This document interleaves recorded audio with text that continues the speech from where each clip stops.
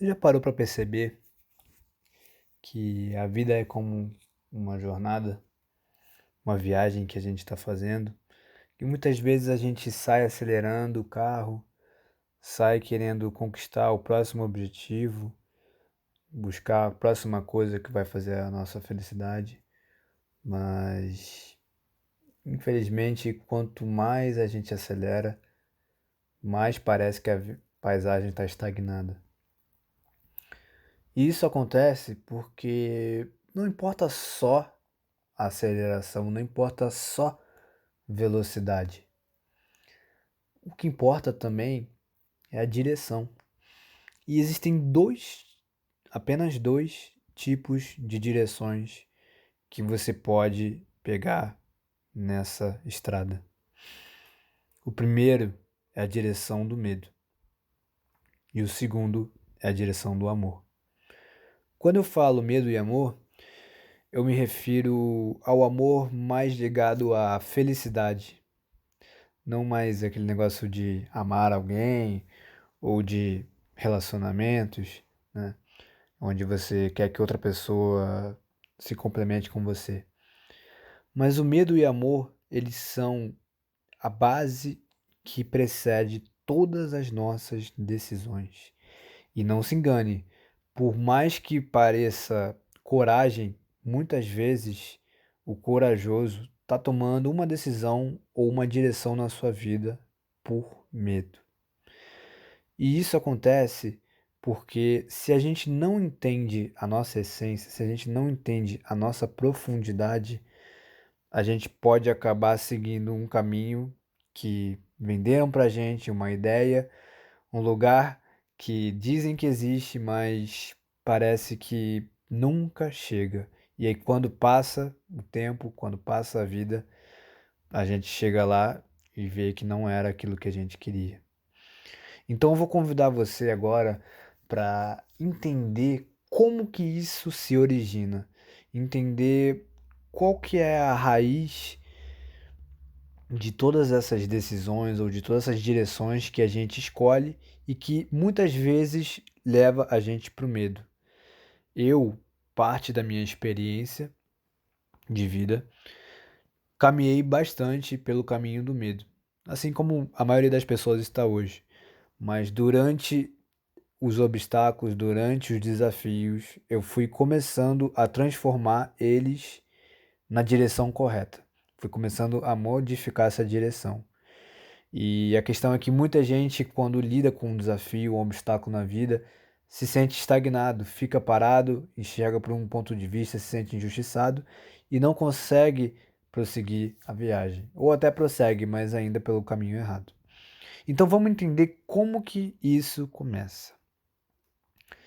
E só poderia iniciar, obviamente, quando a gente nasce, né? A gente vem a esse mundo e aí começa a querer descobrir, começa a explorar esse mundo, a gente exercita isso, a gente começa a direcionar nossos objetivos através da nossa curiosidade como criança. E obviamente que temos um brilho interno, algo que é difícil de explicar e de se ver num adulto hoje em dia. E aí chega um momento bem marcante na vida de uma criança, que é o momento que ela está explorando aquele mundo com toda a sua ingenuidade e ela começa a lidar com seus primeiros bloqueios, né? Os seus primeiros nãos. E aí ela começa a escutar frases do tipo: não faça mais isso, desce daí, fica quieto, sossega. Eu pago as contas, então você tem que me obedecer. E aí a criança, obviamente que ela precisa de uma disciplina, ela precisa aprender a identificar os perigos no mundo, mas isso geralmente é ultrapassado e é colocado toda uma carga de ódio e de raiva sobre aquele serzinho que está começando a descobrir o mundo, e isso vai começando a apagar um pouco aquele brilho interno que ela tem, aquela curiosidade inata, aquela vontade de se expressar. A segundo momento na vida de uma criança que é impactante é quando ela começa a ir para a escola. E obviamente que depois do jardim de infância, onde tudo é só brincadeira, ela se depara com a seguinte situação. exatamente essa.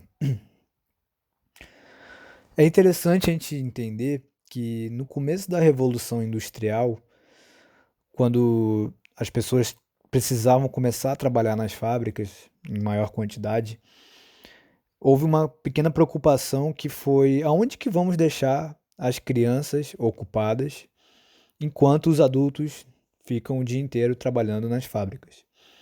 E naquela época não existia um consenso de ensino, de escola. Então o governo e os empresários, donos de fábricas, criaram um modelo baseado no modelo do exército e um modelo também baseado nas fábricas. E começaram a colocar as crianças preparando elas para que elas fossem futuros funcionários dessas fábricas. O problema é que esse sistema, que já é muito mais antigo, muito mais do que 100 anos de existência, ele continua sempre o mesmo. E ele, ainda com uma segunda fase diferencial na vida de uma criança, ele começa a cercear todo aquele brilho interno, toda aquela liberdade, e a gente pode ver que mesmo com o passar do tempo, com a tecnologia avançando, com as mudanças recentes, ainda é o mesmo sistema que inibe a criatividade, é o mesmo sistema que tem, né, um professor, tem o uso de uniforme, um julgamento por desempenho, uma sirene, uma carteira enfileirada. É quase como se fosse uma prisão, né? É uma padronização que tira a individualidade de cada ser que deveria estar sendo estimulado, né, sua criatividade. E aí começa então a criança a abafar cada vez mais aquele brilho interno, cada vez mais se sentir presa, prisioneira, sem vontade, e apenas um robô que replica ordens, apenas um robô que não tem vontade e segue as ordens da escola, dos seus pais. Até que chega o fatídico momento que essa criança ela começa a ser avaliada. E aí que ela descobre a prova. A prova, além de não medir exatamente com profundidade o conhecimento da criança, ela também mata a criatividade dela, porque ela não estimula uma resposta que possa ser espontânea, uma resposta que seja criativa. É sempre qual que é a resposta certa e nunca a nossa opinião. Ela também pune o erro, transforma o erro, né, em algo como um carrasco. Se você for tirar a nota mal na prova, você está de castigo ou você não vai passar de ano. Então vira quase como se fosse uma barganha. A criança ela passa a aprender através do medo e não da vontade realmente de aprender a absorver algum conhecimento, né? E aí, obviamente, que isso tudo culmina em ela ser julgada pelo seu desempenho. E com todos esses sintomas se acumulando, fica muito injusto colocar uma criança de 17 anos, sem experiência nenhuma de vida, sem prática nenhuma, decidir qual vai ser a sua carreira baseado somente numa vida de teoria. E aí a decisão acaba sendo da escolha menos pior, da profissão que dá mais dinheiro ou da profissão que tem mais status. Então todos nós nascemos originais e morremos cópias. E aí, obviamente, que esse é um processo que todos ignoram, ou seja, que todo mundo sabe lá no fundo que é uma grande mentira, mas a sociedade insiste em colocar esse caminho, né, que podemos chamar do caminho do medo, né, o caminho de não ser aceito, né, o caminho de não se encaixar na sociedade ou de dar errado, de contrariar. E aí, obviamente, que existe em cada pessoa que ignora o seu coração, que ignora a sua felicidade, um grande vazio interno. E esse vazio interno, ele pode se resumir nessa busca pela resposta pronta, onde a gente elimina todo o nosso brilho interno, toda aquela nossa criatividade, aquela nossa espontaneidade de criar, de buscar respostas. A gente transforma o erro, que é o nosso maior professor, no maior carrasco. E a gente fica se julgando e se punindo, né? A gente fica nesse auto-julgamento do desempenho e quando a gente está aquém, né, dos objetivos da sociedade, enquanto a gente não tem aquelas conquistas que colocaram na nossa cabeça, a gente fica naquela punição, naquele chicote invisível se batendo todos os dias. Num ato de desespero, né? Aquele ser, aquela criança que agora já é quase um adulto, ele é obrigado, como ele não pode ser ele mesmo, como ele perdeu a sua identidade, ele é obrigado a vestir uma máscara. E a pergunta que ele faz é: se não sou aceito e amado por quem eu sou, então eu tenho que ser. Então por isso ele coloca uma máscara, uma identidade falsa, cria um personagem falso que não é ele, que não é aquela pessoa original e começa a interpretar vários personagens para ser aceito, para ser amado, para ser adorado, para ter status e começa a seguir perdido aí pela sociedade, criando objetivos e direções na vida que nada tem a ver com aquilo que ele realmente gostaria de estar fazendo. Esse ser desconectado da sua essência começa a vagar por aí e viver uma história. E essa história tem um roteiro que podemos chamar de crenças, e é tudo aquilo que a gente toma como uma verdade. Então, todas aquelas afirmações do tipo só prospera quem tem sorte, ou só os ricos vão para o céu, ou os ricos são todos gananciosos, sou muito velho para começar isso, são tudo como crenças e afirmativas populares que vão permeando os pensamentos das pessoas e seguindo como verdades, seguindo como filtros que fazem a gente interpretar tudo que está à nossa volta. Agora, será que essa história tem um narrador e um personagem? E é agora que a gente começa a conhecer o principal personagem que incorpora a nossa personalidade quando nós estamos desconectados da nossa essência. E esse personagem é o ego. O ego é tudo aquilo que a gente pode definir como eu. Então, toda a identidade que eu começo a criar a partir da minha existência, eu tenho um nome, eu tenho uma idade, eu moro tal, eu sou filho de fulano, eu sou filho de ciclano, eu tenho um emprego tal. Então, tudo que se cria uma identidade a partir da palavra eu é chamado de ego. O ego, ele tem uma função muito importante. Ele é um guardião da nossa individualidade. Ele realmente é aquilo que limita você do resto das outras coisas, das outras pessoas, do meio, e é o que faz ter esse senso, essa identidade de ser uma pessoa individualizada. E ele é um sistema muito importante, porque ele é um guardião dessa nossa individualidade e ele é um sistema de defesa. Ele é um sistema que permite, quando você se sente ameaçado, que você possa se defender, que você possa tomar uma reação. Só que, ao mesmo tempo que ele cria um muro para se defender, ele acaba criando também um muro que te isola do mundo, né? E aí começa a alimentar aquele receio todo do medo.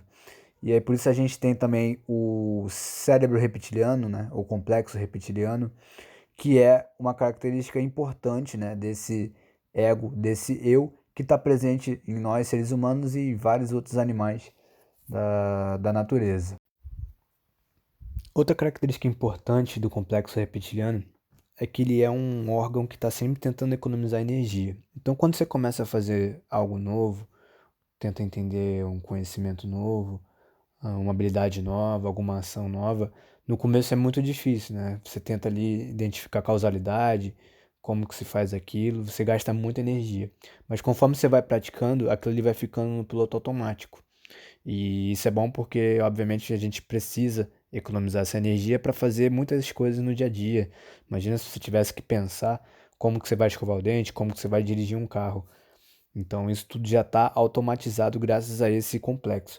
Só que ele é um pouco perigoso porque ele só reduz, ele só facilita essa energia, esse gasto, ele diminui esse gasto de energia. E ele não questiona, ele não é um complexo feito para questionar, ele só repete. só automatiza.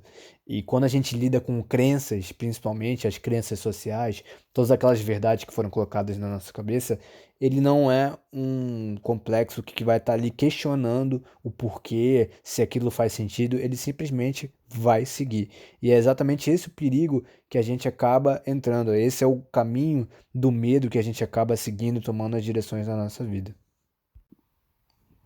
Então, quando a pessoa está desconectada da essência dela, esse complexo reptiliano, ele toma conta do ego da pessoa. E ele fica só no modo de sobrevivência, só no modo de medo, só no evitar a dor. E a gente tem que tomar cuidado com isso, para não criar objetivos, não criar direções para nossa vida que estão só baseadas nessas questões de sobrevivência. A vida é muito além de só sobreviver. É óbvio que a sobrevivência é importante, sim, mas a vida ela tem que ser direcionada para aquilo que a gente gostaria de fazer, para aquilo que faz a gente feliz. E a gente tem que aprender a equilibrar esse complexo com a nossa vontade, a nossa essência, a nossa vontade de se expressar. A primeira característica do complexo reptiliano é a autopreservação. Assim como Darwin defendia, na natureza, tudo é sobrevivência do mais forte e do mais apto. Tudo é um instinto de reação, de luta e de fuga. Então, isso faz com que a gente esteja conquistando as coisas no dia a dia, né? Seja uma graduação, seja um emprego, seja um patrimônio, qualquer coisa, conquista dos filhos, né? Ter uma família e tudo mais. Só que como a gente está sempre com aquele desejo de sobrevivência, de meu Deus, eu não posso, eu preciso garantir isso, eu preciso manter seguro. Então qualquer coisa que ameace isso, qualquer coisa que vá contra a sua expectativa, você está sempre inquieto, sempre querendo proteger, sempre querendo não deixar aquilo ir, sempre querendo ter um controle. Outra característica comum é a autossabotagem. E a autossabotagem, ela é uma característica porque ele é um servo mecanismo e está sempre só repetindo as ações, ele nunca questiona, ele nunca vai indagar por que que aquilo acontece, por que que você está fazendo aquilo, ele só vai repetir. Como eu expliquei antes, ele só economiza energia. A tendência dele é sempre estar economizando energia para que a gente só pratique aquilo ali, né? E ele sempre fica nesse ciclo repetitivo de autossabotagem. Outra característica muito importante e talvez a mais relevante é o medo. E o medo, ele é como se fosse a essência desse mecanismo, porque ele vai fazer você tomar atitudes que te façam evitar a dor. E também ele traz, né, qualquer experiência do passado como se fosse um trauma. Então, toda vez que você interpretar alguma situação que te traga medo, que você teve uma experiência de dor muito forte no passado, ele pode te induzir a interpretar aquele evento, né, ou aquela situação que você está vivenciando agora, vai te dar uma interpretação de, de total medo ou de total ameaça e vai fazer com que você não encare ou não enfrente aquilo ali da forma real que é, sem questionar, sem indagar se realmente aquilo ali é uma situação de perigo ou não. Ele, como ele economiza energia, ele só vai automaticamente julgar, vai trazer uma definição rápida para aquela situação, em milésimos de segundo, e vai fazer com que você não tome uma ação ou evite de fazer aquilo que você gostaria de estar fazendo. Outra característica muito importante é o desejo de controle absoluto. E talvez depois do medo ele é a outra característica mais importante da gente analisar, porque para o complexo reptiliano tudo é questão de controle. Então todas as situações da vida, todas as expectativas que você cria no dia a dia, de cada situação ali, desde que você está no trânsito, você está no trabalho, você está sempre criando uma expectativa do que vai acontecer e você, assim como uma conta matemática, né, um lado racional, você quer que aquilo ali, que você encaixe uma variável, você some duas variáveis e aquilo dê o resultado, se forme a realidade que você está esperando.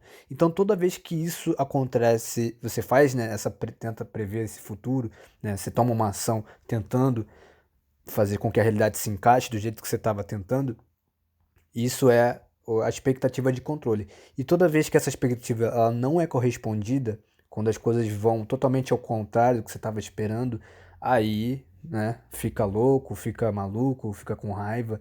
Então, porque ele tem esse desejo, essa necessidade de ter tudo sob controle, todas as coisas, até os conhecimentos, né? Então, ele não questiona a verdade. Espera aí, calma assim. Eu sempre pensei desse jeito, né? Então, sempre foi assim, tem que ser. Então, por isso que essa busca até, né, pelas verdades, pelas crenças sociais, né, de, pô, vamos no seguro ali, né, vamos no algo que tá todo mundo fazendo, que vai dar certo, né. Então, é esse desejo incontrolável e insaciável. Outra característica importante é a ganância. E aqui eu não me refiro só à ganância de dinheiro. A ganância ela é uma espécie de compulsão, também vem do desejo de controlar tudo, de possuir tudo, de nunca estar satisfeito, de sempre querer compulsivamente mais coisas materiais, mais dinheiro, mais comida, né? Além da sua fome. Então, essa ganância é uma compulsão que ela vai se alimentando porque ele quer sempre controlar tudo e ele nunca está satisfeito, está sempre querendo mais. Outra característica são a agressividade e as hierarquias. E essas características são importantes porque a hierarquia, quando a gente elege, né, ou quando se tem numa instituição ou qualquer outra estrutura, um chefe, ou geralmente um tirano, uma pessoa que simplesmente manda, né, e submete por desejo de controle absoluto, quem está abaixo não questiona, também por segurança, por mesmo discordando daquela pessoa, a pessoa prefere, né, não debater ou não ir de frente, não combater aquela pessoa para que ela se sinta segura, por mais que ela discorde. Então ela fala, sempre foi assim, esse cara que manda aqui, né, e eu sou subordinado dele, então eu não vou questionar. E a agressividade, ela é esse desejo também de controlar tudo e a todos. Se eu preciso controlar tudo e a todos, então quem interferir nesse meu controle, eu vou querer subjugar, eu vou querer matar, aniquilar, e aí se iniciam guerras, né, por vários e vários motivos, mas o que está na essência de tudo isso é aquele desejo de controlar, é aquele medo, aquela insegurança. Então eu preciso sempre estar seguro, preciso sempre me sentir seguro, e se o outro acessa a minha segurança, então eu vou querer aniquilar ele. As últimas duas características são a tradição e a obediência cega. Então, também voltando a tudo aquilo que a gente já falou, é muito mais fácil você seguir o que já foi feito, seguir, né, o que as gerações fazem, o caminho mais seguro, né, o caminho que tem menos dor, o caminho que apresenta menos incertezas. Então, por isso que as tradições elas vão se passando, por mais que sejam coisas absurdas e que não façam sentido, mas as pessoas vão começando a seguir aquilo ali sem se questionar e passam uma vida inteira só repetindo, só no piloto automático, vivendo e discordando bem lá no fundo, só que simplesmente seguindo, né?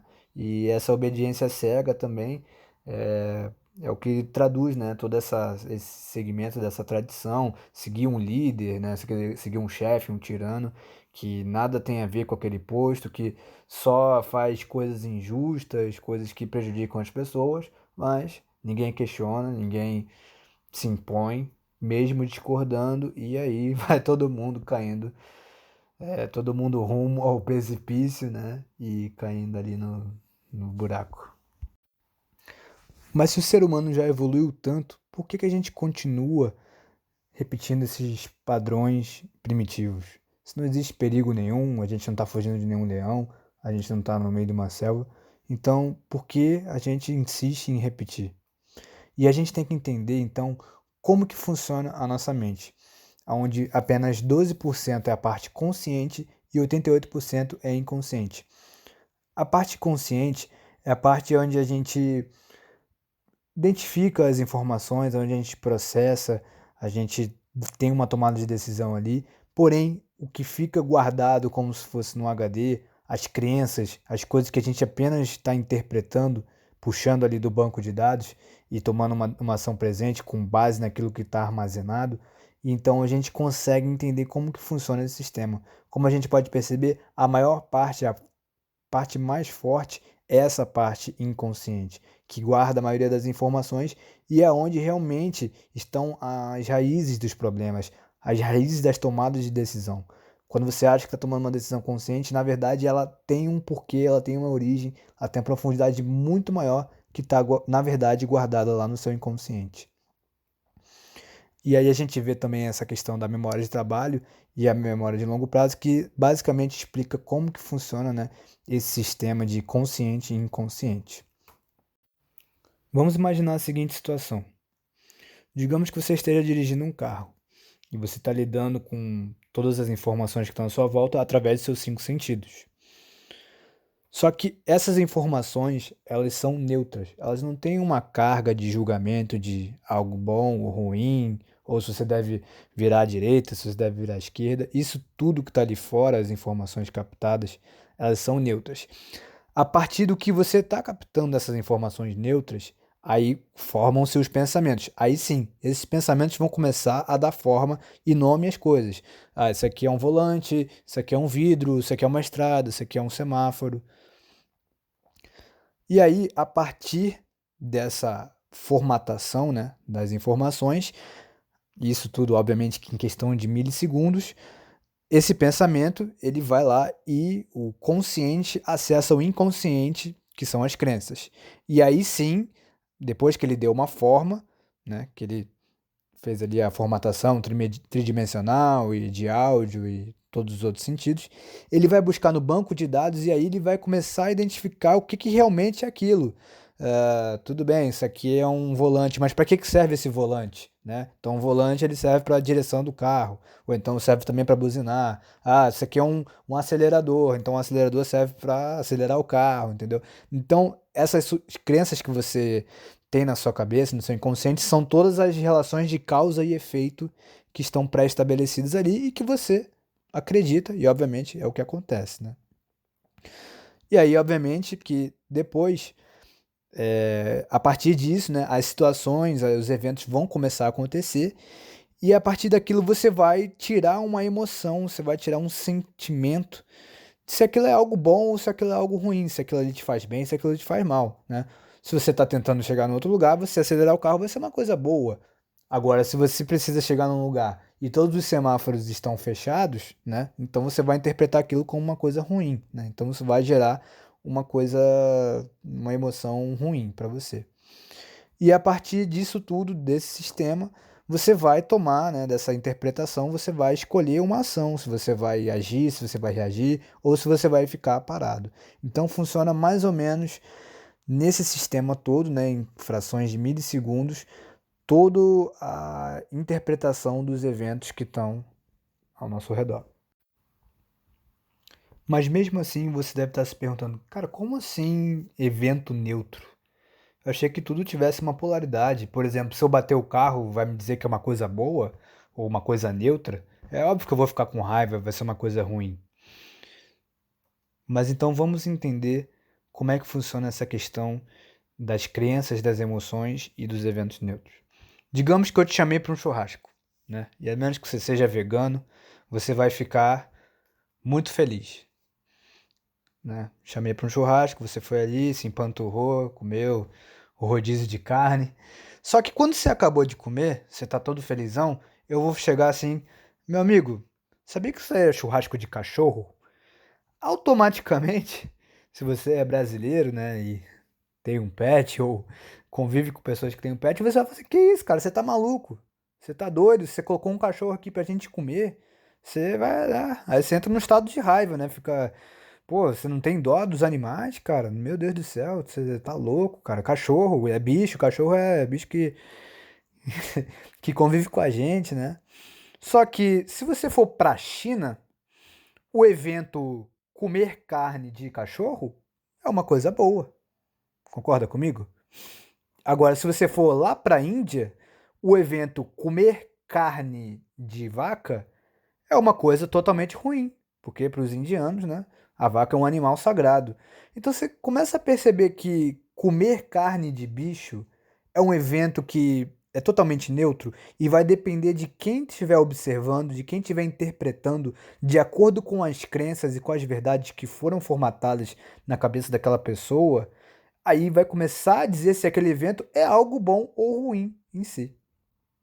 Bom, agora que a gente já teve esse entendimento sobre as crenças, eu vou começar a explorar um pouco e contar a minha história de vida, do momento que eu comecei a ter os primeiros desafios, as primeiras mudanças relevantes assim na minha vida, e como que eu fui lidando com cada desafio, como que eu fui encontrando cada crença que limitava a minha visão, limitava as minhas ações no dia a dia, e como que eu transformei os desafios, os problemas na própria solução, no próprio caminho para conseguir prosseguir. Então, por isso a gente vai aprender agora como tirar proveito das experiências da vida para enfrentar seus desafios e encontrar nossas crenças limitantes. Bom, desde pequeno, quando eu estava na escola ainda, eu sempre fui bom em matemática e era uma coisa bem tranquila para mim. Fazia as provas de matemática com muita tranquilidade, nem estudava direito, então eu sempre tive essa facilidade. E aí, eu e minha família, né, a gente na época conheceu os concursos militares, né, que existiam para o ensino médio, concurso militar para aeronáutica, para a escola naval, para o exército. E aí eu pensei, né, com a minha família, pô, por que a gente não pode explorar, né, essa habilidade de matemática e tentar fazer um concurso desse, né? A expectativa era de conseguir uma carreira de oficial, estabilidade, né? E obviamente que nessa etapa da jornada eu era apenas um robô, né? Já tinha perdido ali uma. Robô que eu digo. Já tinha perdido aquela minha identidade, né? Já toda aquela problemática que a gente veio tratando até agora. Eu estava exatamente naquele ponto ali, né? Vestindo uma máscara, sem identidade, sem saber realmente qual que era o rumo que deveria tomar minha vida. E aí eu comecei a tomar, né? E decidir esse rumo na minha vida através das crenças da sociedade. Então eu fui lá e fiz um preparatório para esses concursos. E depois de um ano me preparando, fazendo cursinho todo dia ali, eu fui, fiz a prova para aeronáutica e passei. Passei de primeira tentativa. E aí aquilo ali foi muito bom, né, para a família, né? A família toda comemorou. Nossa, meu filho tá. Eu virei o troféuzinho da família, né? Então, pô, agora meu filho vai ser oficial da aeronáutica, piloto de avião, né? Nossa, tá com a vida ganha, né? Agora é só seguir o caminho e depois se aposentar. Ai, que maravilha, né? E aí, com 16 anos, eu passei para a Escola Preparatória de Cadete do Ar, que era o ensino médio da aeronáutica. Então, quais eram as principais crenças e expectativas predominantes, né, antes de ingressar nessa nova fase da minha vida? A primeira era a expectativa de carreira de oficial, né, em busca da estabilidade do status. Trabalhar pouco e se aposentar o mais rápido possível. E trabalho é igual ao castigo. Começa a perceber que são crenças baseadas em medo, né? Não é algo que você está buscando assim por, nossa, é minha vontade, sempre tive essa vontade de ser oficial, mas é muito mais questão de medo de escassez, o medo de, né, de ter que enfrentar a instabilidade da vida, né, os desafios, as incertezas, pô, trabalhar pouco e se aposentar logo, entendeu? Então, assim, tudo questões, né, de menos esforço, crenças de medo, né, e tudo mais. E eu lembro que até hoje, no primeiro dia que eu pisei o pé lá, cara, que começou aquela correria, aquele negócio de flexão, de abdominal, de polichinelo.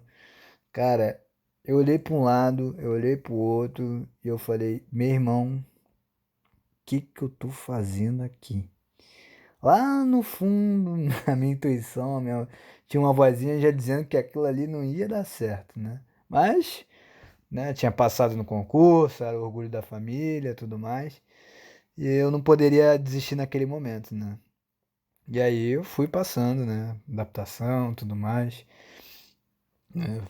Fiquei 4 anos lá dentro. E a questão é que naquela época eu era muito vitimista. Eu era muito, muito, muito vitimista, né? Tudo que acontecia comigo eu reclamava, eu achava que era uma injustiça da vida, todos os problemas. Ah, porque eu era notado e, enfim, todas as coisas que aconteciam de errado, todos os problemas, eu reclamava. E o pior de tudo, né? Eu ainda ligava todo dia pra minha mãe pra reclamar, né? Fazer ela sofrer de tabela, né? E aí foi, né, acumulando esse sofrimento, essa desconexão, falta de vontade de estar lá dentro, né? E eu era praticamente um cara que vivia de final de semana, né? Vivia, era do hashtag sextou. E eu lembro que só tinha um dia na semana que eu era realmente, né, feliz, ou que eu poderia estar um pouco mais aliviado de fazer alguma coisa que eu gostasse, né? E esse dia era o sábado, porque no próprio domingo eu já acordava falando, meu Deus, hoje eu vou ter que voltar lá para aquele lugar, não acredito, meu Deus do céu, né? E aí aquilo ali foi se agravando, né? Foi virando uma tristeza, uma infelicidade, até o momento que, assim, óbvio que na época eu não tinha me diagnosticado isso, mas hoje olhando para trás eu vejo que era como uma depressão, né? Porque você acordar de manhã, todo dia, querendo ir dormir, mas não porque você está com sono, e sim porque o seu dia é horrível, né? Então acho que a única coisa que explica isso, né, seria uma espécie de depressão, né, uma infelicidade muito profunda, né? E aí chegou um momento que essa dor estava muito grande e eu também, assim, o que me fez, assim, tomar a decisão de querer mudar isso, né? Era que eu não aguentava mais a minha infelicidade e eu também, como ligava todo dia reclamando, né, para meus parentes, para minha mãe principalmente, eu falei, cara, não é possível que a vida seja só isso, né? Então, acho que o estopim foi ver que eu fazia, de certa forma, né, a minha mãe sofrer também. E eu não concordava com isso, entendeu? Então, acho que essa foi o motivo de decisão que eu tomei ali pra enfrentar o mundo, né, e sair, porque eu não queria mais que os outros sofressem de tabela. E obviamente que foi muito difícil essa minha saída, né?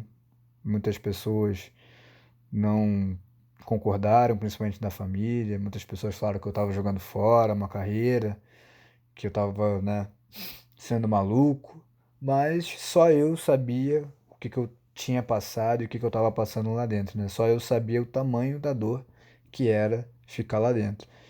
E eu lembro que eu prometi uma coisa para mim mesmo quando eu saí de lá.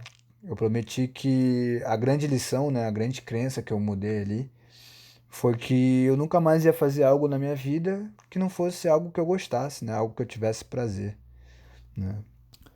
Então, quais foram os principais sentimentos e conflitos que eu vivi nessa época? Primeiro era a depressão, depois a infelicidade, vivia de final de semana, era vitimista e também tinha o ego muito inflado, né? Acho que essa era a característica por poder usar farda, se achar o oficial, né, o superior, o militar, quando saía, né? Então eu até olhava com um pouco de desprezo as pessoas, por me sentir meio que o maioral, né, quando estava lá dentro. Mas ninguém sabia que no fundo, no fundo, eu estava bem chateado, bem deprimido, né? Eu vestia uma máscara para mostrar uma coisa para o mundo externo, mas por dentro eu estava completamente destruído. E isso foi, né, se arrastando. Eu saí ali da aeronáutica, uma mão atrás e outra na frente, sem saber o que eu iria fazer da minha vida, né? E aí eu comecei a falar, vou fazer faculdade, né? Então, só que antes de eu entrar no curso preparatório para vestibular, eu ali acho que uns 4 meses depois que eu saí, a minha mãe ela acabou me entregando um livro que ela tinha lido. E ela só falou assim: Olha, dá uma lida nesse livro aí, acho que você vai gostar. Aí eu falei: Ah, tá bom, né? Vou dar uma lida. E esse livro, que é o livro chamado Geração de Valor, do Flávio Augusto, bastante famoso. Cara, esse livro, sem brincadeira, foi, acho que, o renascimento da minha vida. Acho que com as dores intensas que eu tinha passado e com esse livro aí trazendo novas percepções de mundo, novas visões ali, né, sobre o empreendedorismo, sobre você ser protagonista do seu próprio sucesso, sobre você também ser culpado das coisas que acontecem com você, né, não ser só vitimista. Então, assim, foi realmente o livro que mudou a minha vida, o livro que me iniciou nessa jornada do autoconhecimento, né? E esse livro ele foi importante porque eu fui picado pelo mosquitinho do empreendedorismo, né? Então ali eu vi realmente um estilo de vida que, cara, eu queria, pô, empreender, queria abrir um negócio, entendeu? Eu acho que alguma coisa acendeu ali dentro, aquele brilho interno voltou a se manifestar, falou assim, cara, é isso. Pô, é por isso que as coisas estavam dando errado, porque você estava enxergando o mundo com outros olhos, entendeu? E aí quando eu comecei a perceber o mundo através dessas crenças, né, desse filtro, né, de você ser protagonista, de você ir lá e fazer, e de ser bem-sucedido não é só uma questão de sorte. Então isso foi começando a mudar todas aquelas crenças, né, de medo e de vitimismo. Então as principais crenças foram: eu fui de vitimista para protagonista. Eu queria muito, mas muito empreender, abrir qualquer negócio, que fosse uma barraquinha de cachorro quente. Eu estava muito nessa vontade, muito pilhado, né? Eu queria abrir um negócio e encantar as pessoas, então eu ficava tendo várias ideias, vários insights ali. Cara, se eu abrir um negócio, eu vou fazer isso, isso, isso. E eu sempre busquei essa coisa de tentar me diferenciar, sabe? De querer agradar as pessoas, encantar elas. Eu vi que o dinheiro não era o demônio, né? Igual muitas pessoas veem, igual as crenças sociais, né? Demonizam o dinheiro. E, principalmente, eu vi que ter sucesso não era uma questão de sorte. Mas apesar dessa grande vontade de empreender, eu ainda estava um pouco refém da opinião dos meus pais. Tinha acabado de sair da aeronáutica e eu não queria ainda, né? E não tinha muita firmeza nem coragem de saber que aquele caminho do empreendedorismo era algo que eu realmente queria fazer. Mas então eu fui prosseguindo, entrei para engenharia civil e gostava da própria engenharia civil, era muito boa. Só que lá no fundo eu sentia algo incompleto, um sentimento de que o sistema de ensino, assim como vimos no início da apresentação, ele era algo muito arcaico, algo muito incompleto, e as minhas maiores críticas era que ele não motivava, né, o aluno a aprender. O aprendizado parecia mais um castigo, né? Então não havia essa motivação, não havia. E isso, né, de não haver essa motivação é porque não existe um porquê que você está estudando aquele determinado conhecimento. Você simplesmente tem que aprender algo que te impõe, né? E a avaliação desse conhecimento da prova, ela também é uma grande mentira, porque é só você chegar no dia anterior, absorver um monte de dado, como, né, um banco de dados, e depois vomitar no dia seguinte e esquecer, né? Então eu via que o sistema ele estava muito incompleto ainda, era muito arcaico, e não excluo a importância de se ter habilidades, né, de aprender realmente alguns conhecimentos técnicos para você aplicar e você ter uma profissão. Acho que isso é totalmente importante, mas a forma do sistema de ensinar e de avaliar esse conhecimento era o que eu não concordava. E aí, no fim das contas, a faculdade nada mais era do que conseguir um diploma, né? Conseguir um canudo, né? Uma autorização do Estado para você ganhar mais, né? Ou para você ter uma condição de ter um melhor salário, né? Então, ainda mais que muitas pessoas escolhem, né, o caminho que querem ir sem realmente ter vontade de exercer aquilo. Então, os principais conflitos e sentimentos que eu ainda tinha era que eu gostava da engenharia, mas estava insatisfeito com o sistema de ensino, né? Eu queria muito empreender, mas ainda era refém da opinião dos meus pais, né? E eu queria focar em um só objetivo, colocar uma ideia em prática. Eu lembro até que na época eu estava cheio de, né, apesar da faculdade, com várias atribuições, várias tarefas em coisas diferentes, em esportes, em coisas de ação social e coisas da própria faculdade. E eu vi também que eu gostaria de focar numa coisa só, um objetivo só.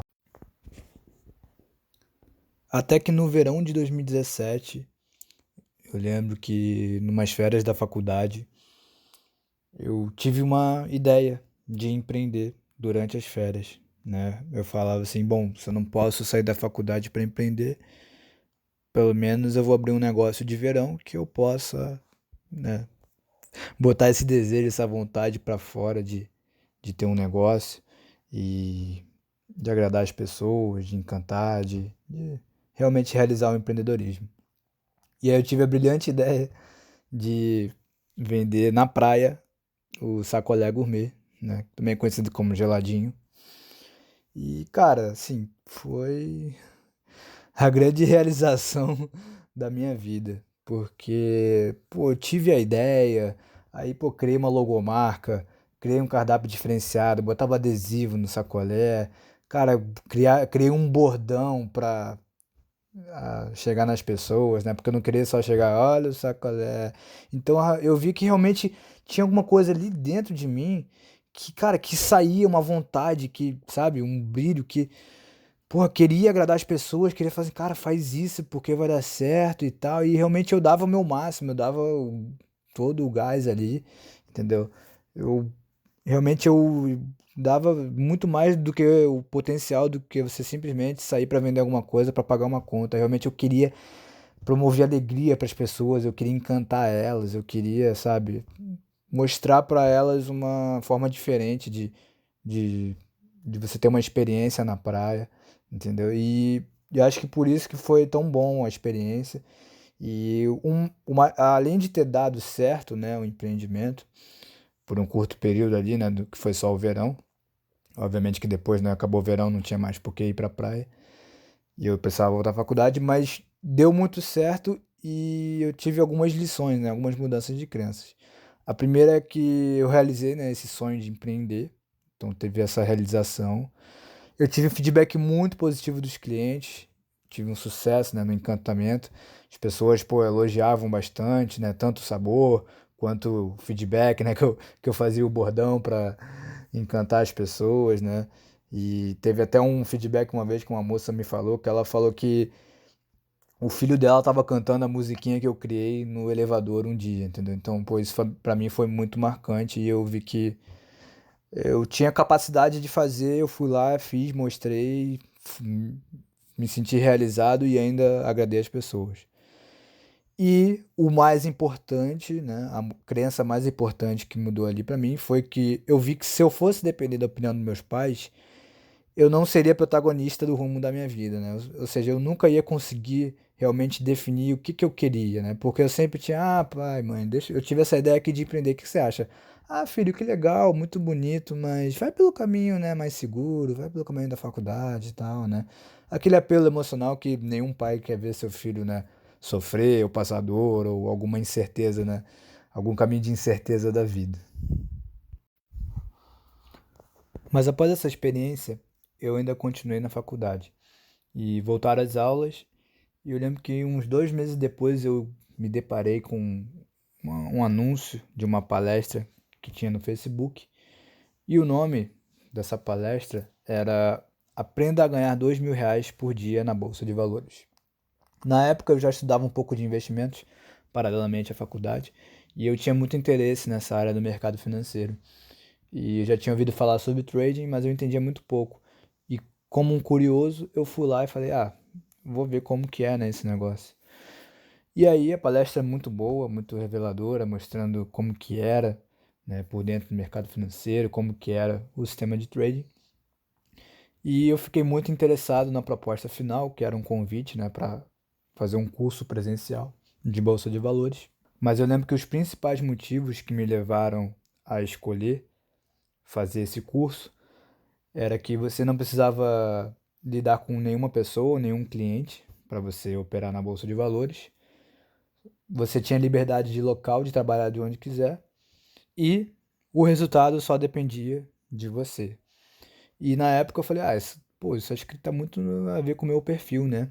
E eu acreditava que assim eu também estaria de alguma forma empreendendo, né? Ou seja, pensando fora da caixa, buscando algo que fosse além da faculdade, eu queria um resultado mais rápido, não queria esperar me formar para começar a ter resultado, e fora aquelas outras coisas que já haviam me incomodado no sistema de ensino. E foi durante essa jornada, né, eu cheguei a fazer um curso presencial, né, esse curso aí, e a gente montou uma sala com pessoas que operavam juntos, né, para trocar conhecimento, informações e cada um se auxiliar, né, um grupo muito legal que ajudou muito no meu desenvolvimento, amizades bem profundas que eu tenho até hoje. E essa jornada do trading, ela foi muito importante porque aí foi realmente o empreendedorismo na prática, né? Obviamente que a minha mãe, né, e a família ficou mais uma vez preocupada. Meu Deus, o menino não toma rumo na vida, né? Tá trancando a faculdade e tá indo para esse caminho desconhecido de novo, né? O que que vai ser? Aquela insegurança toda. Mas eu realmente entrei com uma visão muito imatura no mercado ainda, em questões e níveis de ego. Mas foi ali que eu comecei realmente a acelerar todo esse autoconhecimento que eu havia começado lá com o livro do Geração de Valor. E porque o mercado ele é uma experiência que todo dia é você contra você. Você está se olhando no espelho ali, todo dia, tentando buscar o que que você precisa melhorar para amanhã. Não tem quem você culpar, não tem como você terceirizar a culpa ou dizer que está dando errado por conta de alguém, né? Então, acho que essa experiência imersiva, ela me fez despertar todo esse autoconhecimento. E aí foi ali que eu comecei a realmente me aprofundar, né, não só em conhecimentos de mercado financeiro, mas no autoconhecimento em si, na gestão emocional, que eu via que era uma coisa que pegava bastante, né? E aí eu comecei realmente a fazer as pazes aí, né, com o ego, conhecer tudo, todas as características. Então foi um mergulho muito profundo essa experiência, e eu acredito que em 3 anos eu evoluí o que eu não conseguiria evoluir em vidas, em questão de conhecer a mim mesmo, que é o objetivo, né, do autoconhecimento, né? E então eu comecei a lidar com todas as questões de ego, das crenças, né? Não só identificar as minhas, mas aprender toda essa sistemática de como que funciona, né, a nossa mente. E também adquiri muitos conhecimentos sobre lei da atração, física quântica, conhecimentos que regem a vida e o universo. E isso foi muito importante porque aí você começa a identificar como as suas crenças estão mal encaixadas na hora de interpretar a realidade. É óbvio que não existe verdade absoluta, nem crença absoluta, mas muitas delas trazem muito mais equilíbrio, muito mais paz de espírito para você lidar com os seus desafios. Acho que até hoje está um pouco banalizada essa questão de cocriação de realidade, mas você nunca vai deixar de ter problema. Os problemas nunca serão algo ali para ser uma injustiça na sua vida ou, sabe, uma dívida, mas eles são desafios e cada desafio ele promove uma evolução para a pessoa. E grande parte desse conhecimento também se deu através de um ano que eu fiz de mentoria com um grande instrutor aí. Toda semana eu tinha aulas teóricas com ele e eu colocava também todos os conhecimentos que eu ia aprendendo em prática. E aí eu tive desenvolvendo essa habilidade de identificar toda hora as minhas crenças.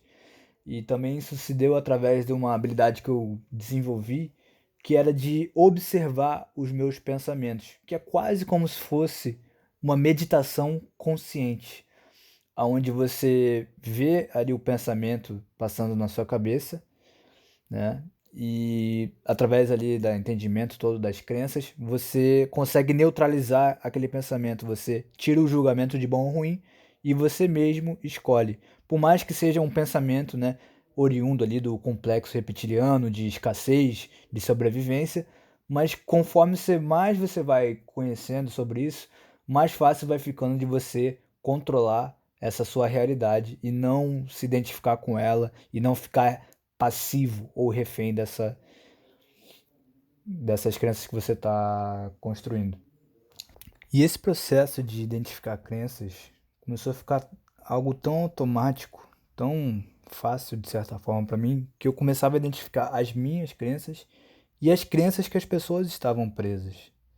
E vendo isso, houve ali um período, né, de uns 2 anos ali já no mercado financeiro, que eu vi que o pessoal que operava comigo, eles ainda estavam tendo um pouco de dificuldade de ter essa gestão emocional para colocar em prática no mercado financeiro. E aí eu propus a eles de dar um curso, de pelo menos ajudar eles com essa parte de ter um equilíbrio emocional na hora de operar, de ajudar eles a identificarem as crenças e lidarem com as emoções. Então, através desse curso, foi aí que eu comecei a identificar que eu tinha muita vontade e muito prazer também em ensinar para as pessoas sobre esse tipo de conhecimento. E, de certa forma, modéstia à parte, eu acho que eu tinha eu acho que eu tenho uma habilidade de simplificar esses conhecimentos através de analogias, através de histórias, tentar fazer com que esse conhecimento fique não uma coisa densa, não uma coisa muito técnica, mas através de exemplos cotidianos e historinhas ficarem de uma forma um pouco mais fácil de se entender. E aí fui, criei esse curso, ajudei as pessoas, a galera que operava comigo, e tive um feedback muito positivo, a galera pô, gostou, curtiu. E aí foi ali que eu comecei a perceber que isso era uma habilidade que eu tinha, que estava a ver com o meu propósito e que era uma coisa que eu gostava de fazer, além do mercado financeiro, além de somente operar, né? Então, quais foram as principais mudanças de crenças durante esse período? O primeiro foi o domínio das emoções, onde eu consegui ter aquela melhor gestão emocional, né? Esse processo de imersão no autoconhecimento, me aprofundar e conhecer bastante e melhor a mim mesmo, para poder enfrentar melhor os desafios da vida. O despertar da habilidade de observar meus próprios pensamentos, que é como se você identificasse que toda situação, todo evento, ele é neutro, e aí você conseguir, por conta própria, dar o seu posicionamento, seu julgamento de bom ou de ruim daquela situação. Ajudar pessoas a identificarem suas crenças, né? Então, ajudando o pessoal lá que operava comigo, eu pude ter essa oportunidade de descobrir que eu gostava realmente de ajudar as pessoas, né? E tinha facilidade de identificar as crenças, tanto as minhas quanto as dos outros. A habilidade de facilitar o entendimento de conceitos técnicos e chatos, né? Então, principalmente no mercado financeiro, que tinha muitos conceitos, às vezes de estatística, muito complicados, conceitos matemáticos que até eu, para facilitar, tive que, nossa, ir atrás de muito conhecimento, só tinha conhecimento técnico e denso. Então, eu pegava esse conhecimento e de uma forma, né, através de analogias e historinhas, facilitando para que fosse melhor de entender. Comecei a identificar a essência das experiências, adquirindo aprendizado delas, né? Então, hoje eu gosto de dizer que eu vivo qualquer experiência da minha vida, não importa se você vai numa praia, se você vai num shopping, se você faz tal trabalho, não importa a experiência. E eu acredito que são as experiências que são o combustível para o aprendizado. Quanto mais experiências você se permite viver, mais aprendizado você consegue extrair delas, né? Mais desafios você vai encontrar, obviamente, só que também mais aprendizado, maior a evolução você vai ter. E por último, o entendimento sobre a dualidade e a essência da prosperidade. A questão da dualidade é a gente entender que tudo nessa vida possui dois polos, positivo e negativo. Quente, frio, cima, baixo, bom, ruim, bem, mal. Então, tudo vai estar sempre oscilando. O próprio desenho de uma onda, ele é a oscilação entre o polo positivo e o polo negativo. O próprio átomo é feito de próton e elétron, né? E nêutron. Então, nada na vida vai ser sempre de um jeito, vai estar sempre tudo oscilando entre situações boas e situações ruins. E essas situações vão sempre oscilar para o momento que você precisa vivenciar, para a experiência, para o aprendizado que você precisa estar vivendo. E a essência da prosperidade, que acho que foi até uma grande quebra de paradigma, porque quando eu entrei no mercado financeiro, eu não queria lidar com um cliente, com um chefe, com pessoas. Ou seja, um baita de um egocêntrico, né? Um cara que não só quer pensar no próprio umbigo para ganhar dinheiro. E eu comecei a perceber que a prosperidade ela vem disso. Para olhar tudo que tem à sua volta agora. tudo que tem à sua volta, alguém teve que levantar da cadeira, ter uma iniciativa, abrir uma empresa, contratar pessoas, ou então pessoas mesmo trabalhando para a empresa de alguém e produzir essa coisa que você foi lá e comprou, que você foi lá e precisou para significar a sua vida, né? Para atender as suas necessidades, suas demandas. Então, é em torno disso que gira, né, a prosperidade, é o servir ao outro, né? Mas não servir como um serviçal, um escravo, mas é servir sem interesse, servir realmente entregando tudo que você tem aí dentro de bom. E não só servir para ganhar dinheiro ou só servir, entendeu? De forma generalizada ou sem a essência como se tornou o capitalismo hoje. E então, após todos esses aprendizados no mercado financeiro, essa jornada toda de autoconhecimento, eu cheguei a um novo desafio, né? A um novo ponto, um novo sentimento de algo que estava faltando. E eu senti, apesar de entender bem a dualidade, eu senti que eu estava um pouco ainda desequilibrado a minha vida. Eu tinha focado nos últimos 3 anos só na parte profissional e deixei de lado a saúde, a alimentação, né, exercícios físicos, a parte socioafetiva, eu tinha me dedicado muito pouco, né? Então, até pelo motivo do trade não ter me rendido dinheiro, né? Eu não ter conseguido me sustentar durante todo esse tempo. Então eu cheguei a um momento assim, cara, pode até ser que isso aqui dê certo, mas eu não posso chegar lá no, né, no que eu acho considerado de sucesso financeiro e deixar todas as outras áreas aquém. Eu acho que eu tenho que cuidar de todas elas e me dedicar um pouco a cada uma, construir um pouquinho a cada uma, né? 1%, melhorar 1% ao dia. Então eu me vi nesse conflito, né? Essa necessidade de equilibrar todas as áreas da vida e eu pensei, cara, o que que eu vou fazer agora, né? Como que eu alinho todas essas habilidades, aproveito tudo isso que eu aprendi, como, né, não jogar fora e aproveitar para fazer algo que vá ajudar as pessoas em primeiro lugar e em segundo, né, me dar a condição de equilibrar as áreas da minha vida. E foi aí que eu tive a ideia de virar assessor de investimentos. Acho que dentro do mercado financeiro ali era algo que estava mais encaixado com a proposta que eu tinha, né, de ensinar as pessoas, de facilitar conhecimentos técnicos e pesados e realmente agregar todas essas habilidades que eu estava pensando. Porém, eu tive uma breve passagem através dessa profissão, né? Foi muito curto, acho que foi só 2 meses, mas eu acho que isso se deveu porque eu já estava com uma maturidade formada na minha cabeça, eu já sabia quem eu era, eu já sabia o que que eu queria fazer, quais eram as minhas habilidades, e eu acho que se não fosse por essa maturidade, eu ia ficar, acho que 1 ano empurrando com a barriga, né, dentro dessa profissão aí. Só que o que me fez mudar de assessor para o que eu estou fazendo hoje, né, é que eu percebi que eu estava deixando na mesa 30% do potencial que eu sabia que eu poderia agregar na vida das pessoas, né? E realmente eu me importava, né? A pessoa ela vinha ali com um problema lá de querer investir o seu patrimônio e tudo mais. Só que eu via que ela tinha muitos outros problemas, problemas de relacionamento, problemas na família, problemas de gestão emocional e tudo mais. E eu vi assim, cara, eu tenho algo aqui dentro, sabe, que eu me importo com esses problemas, sabe? Eu não consigo dar de ombro e só empurrar um investimento ou só empurrar ali uma solução, né, de recomendação de uma carteira e fingir que não tô vendo os outros problemas, sabe? Tipo, eu tenho algo que me incomoda e eu vejo as pessoas, né, nessa ilusão ou nessas crenças negativas sofrendo e eu falo, cara, eu sei a solução, então eu tenho que encontrar um jeito de materializar essa solução para essas pessoas, entender como que elas podem trilhar esse mesmo processo evolutivo que eu tive, né?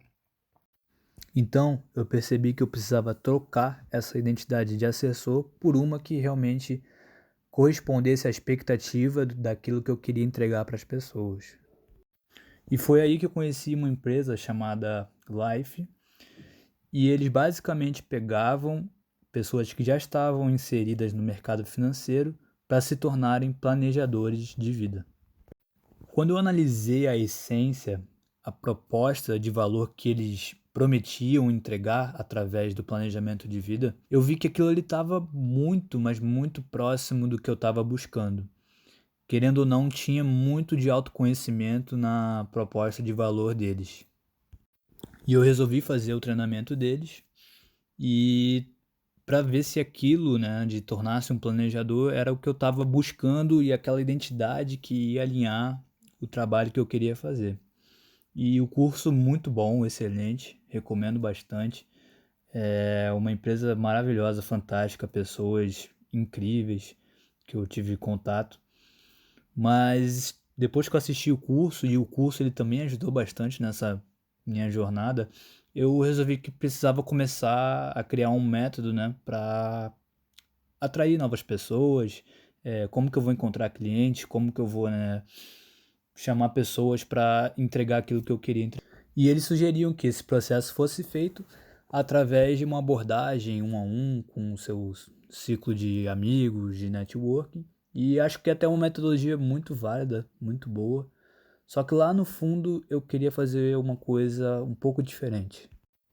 Eu queria que a mensagem que eu tinha para entregar para as pessoas chegassem enquanto eu estava atendendo individualmente algumas pessoas, que essa mensagem chegasse também a outras, né? De uma forma gratuita, através das redes sociais, através do YouTube.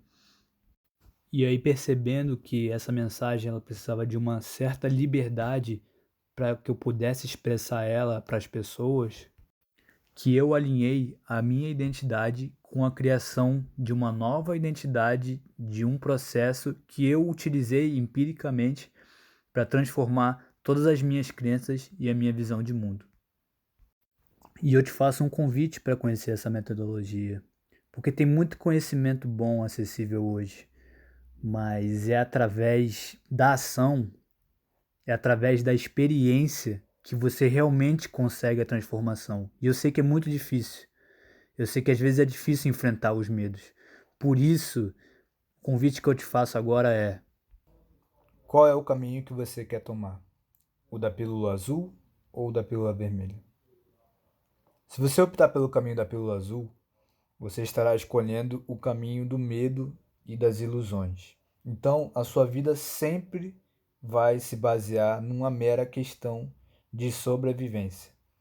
Você vai estar refém do complexo reptiliano e sempre julgando, se vitimizando, demonizando, né? Criando uma visão negativa da vida. Mas, se você quiser optar pela pílula vermelha, você estará escolhendo o caminho do amor, da verdade, o caminho da verdadeira felicidade, que nada mais é a busca pela sua essência, a busca pela sua origem, aquela verdadeira identidade que é exatamente aquilo que você nasceu para ser, o seu melhor potencial. Independente da situação externa ou de como os eventos e os fatos se apresentam, isso vai parar de te afetar. Você é que vai ter o controle e decidir como é a sua realidade. Os principais sintomas de quem vive no medo e nas ilusões é você se sente sempre injustiçado e vitimizado.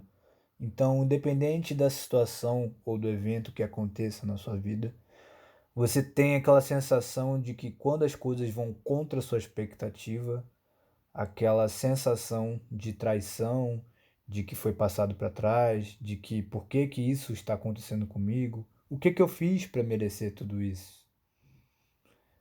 Você só consegue enxergar os seus problemas por um ângulo. E por isso parece que o problema é sempre o mesmo. Ele só troca de nome, de personagem, de situação, mas parece que são sempre os mesmos problemas. Porque a única coisa que você enxerga é uma perspectiva. Você faz muito esforço, mas nunca tem retorno.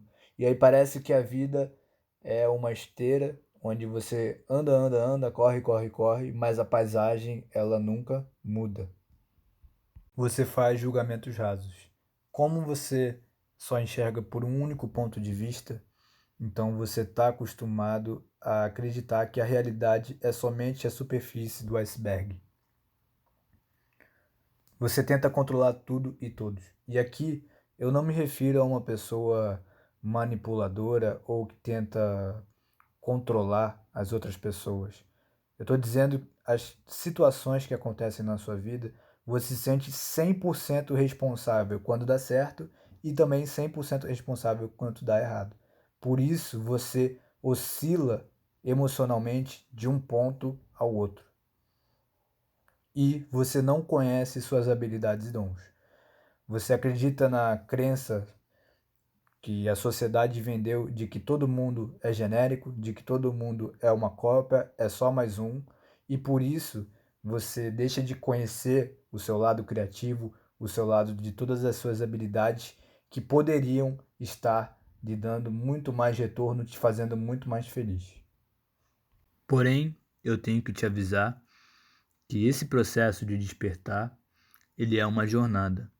E por isso, se você está em busca de um atalho ou uma forma rápida de conseguir um carro de luxo ou um apartamento de luxo, ou até os 5 passos infalíveis e rápidos para o sucesso, não é essa a direção que eu tenho para te oferecer. Esse é um processo para quem está em busca de evolução e para quem já tem a maturidade suficiente de entender que para evoluir não existe atalho ou fórmula mágica. Porque a vida, ela sempre vai te trazer vários problemas, que na verdade são desafios. E para que a gente possa enfrentar eles, a gente tem que separá-los por etapas, para que a gente esteja preparado para enfrentar essa jornada. A gente precisa ter como base o autoconhecimento, para que a gente possa estar sempre em busca da nossa melhor versão, obtendo clareza nos objetivos e nas direções que traçamos na nossa vida. Porque quem não sabe quem é e quem não sabe aonde quer chegar, então qualquer caminho serve. Porque quando a gente passa a ter o equilíbrio da dualidade, então a gente começa a viver numa realidade onde a maioria ainda não conhece e diz ser uma mentira. E você deve estar se perguntando, mas será que eu vou conseguir? Porque tudo que eu faço na minha vida, eu começo bem motivado ali, né, no primeiro mês, só que aí dá um tempo eu acabo desistindo, acabo desanimando. Apesar da jornada ser individualizada, você pode contar com a ajuda de um mentor, que vai te dar ferramentas para lidar melhor com os desafios e clareza quando houver momentos difíceis ou você se sentir bloqueado. E uma das partes mais importantes para se alcançar a evolução é ter constância. Então, ao contar com a ajuda de um mentor, você também estará assumindo um risco de compromisso e um risco financeiro. Dessa forma, fica muito mais fácil de não se auto-sabotar. E esse relacionamento e esse processo se constrói através de encontros online mensais, aulas direcionadas e personalizadas, ligações para problemas e desafios mais urgentes que precisam de um pouco mais de atenção e cuidado. Você pode entrar em contato comigo no meu Instagram, lá vai ter um link com todos os detalhes explicando como funciona esse processo.